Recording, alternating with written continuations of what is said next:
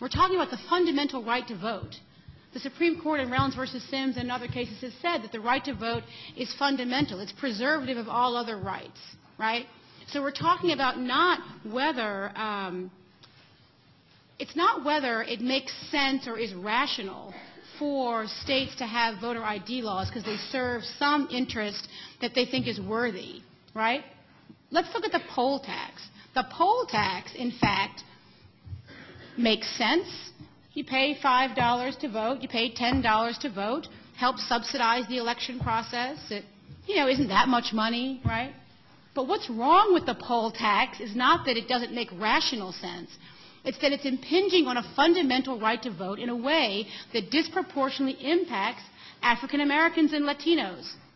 Isn't that what's wrong with the poll tax? Not that it doesn't make sense.